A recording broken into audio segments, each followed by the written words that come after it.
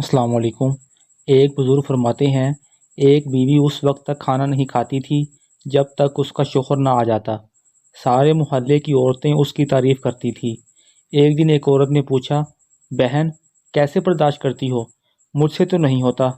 تو اس عورت نے جواب دیا، کیا کروں، وہ آ کر پکاتے ہیں پھر میں کھانا کھاتی ہوں۔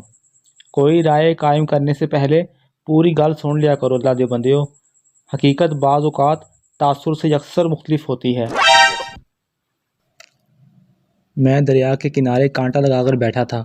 پولیس والے نے دیکھا تو بھاگتا ہوا پاس آیا اور کہا، یہاں مچھلیاں پکڑنا منع ہے، چلو بھاگو یہاں سے۔ میں نے معذرت کی اور کانٹا پانی سے باہر نکالا جس کے ساتھ بینگن لگا ہوا تھا۔ پولیس والے نے بہت حیرت زدہ ہو کر پوچھا، تم بینگن لگا کر مچھلیاں پکڑ رہے ہو؟ میں نے معصومیت سے کہا، جی ہاں۔ سپاہی نے طنزیہ کہا، اچھا ٹھیک ہے، تم پکڑ لو مچھلیاں۔ میں نے کانٹا لگایا اور بیٹھ گیا۔ 2 گھنٹے بعد 40 مچھلیوں کے ساتھ باہر جا رہا تھا۔ پولیس والے نے حیران ہو کر پوچھا، تم نے یہ ساری مچھلیاں بینگن لگا کر پکڑی ہیں؟ میں نے جواب دیا، نہیں، وہ بینگن تو تمہارے لیے تھا، مچھلیوں کے لیے میں نے دوسرا کانٹا لگایا ہوا تھا۔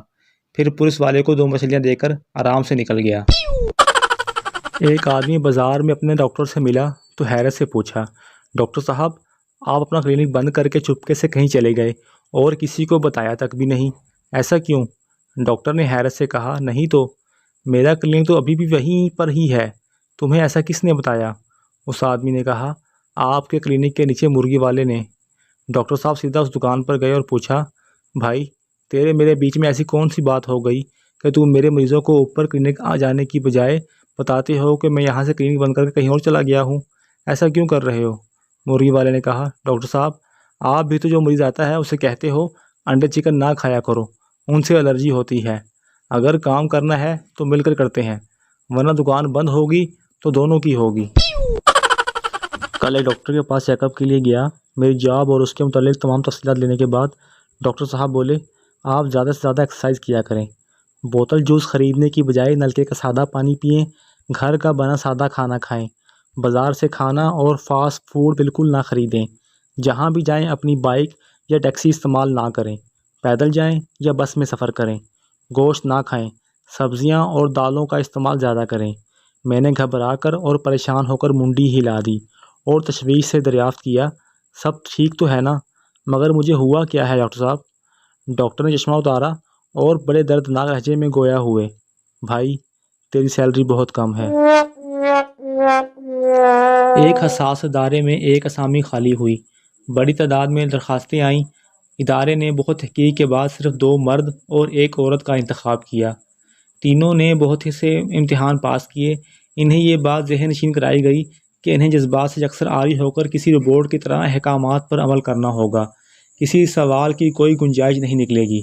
آخری امتحان کے لیے انہیں اپنے شریک حیات کے ساتھ طلب کیا گیا، جنہیں الگ کمرے میں بھیج دیا گیا۔ امتحان لینے والے نے پہلے مرد کو پستول تھما کر کہا، جاؤ اور اپنی بیوی کو گولی مار دو۔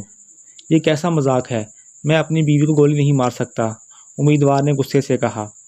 اعتراض کی کوئی گنجائش نہیں تھی، تم مسترد کیے جاتے ہو، جاؤ یہاں سے، ممتحن نے سرد اور حتمی لہجے میں کہا۔ دوسرے امیدوار کو پستول تھما کر بند کمرے میں بھیجا گیا۔ وہ پستول لے کر گیا۔ 5 منٹ بعد کمرے سے خاموشی رہی، پھر دونوں میاں بیوی ایک دوسرے کا ہاتھ تھام کر نمدیدہ ہو کر باہر آئے۔ مرد امیدوار نے کہا، میں نے اپنا دل بہت مضبوط کیا مگر میں اپنی بیوی کو گولی نہیں مار سکتا۔ وہ پستول واپس کر کے بیوی کے ساتھ واپس چلا گیا۔ اب خاتون امیدوار کی باری تھی۔ وہ پستول لے کر اندر گئی۔ دروازہ بند ہوتے ہی فائر کی آوازیں آئیں، پھر خوب دھما چوکڑی اور چیخو پکار کی آوازیں آنا شروع ہو گئیں۔ چند منٹ بعد سناٹا چھا گیا۔ تھوڑی دیر بعد وہ عورت بکھرے بالوں اور زخمی چہرے کے ساتھ باہر آئی اور آتے ہی غصے سے چیخی، پستول میں ساری گولیاں نکلی تھیں، میں نے کرسی مار مار کر بہت مشکل سے اسے ٹھکانے لگایا ہے۔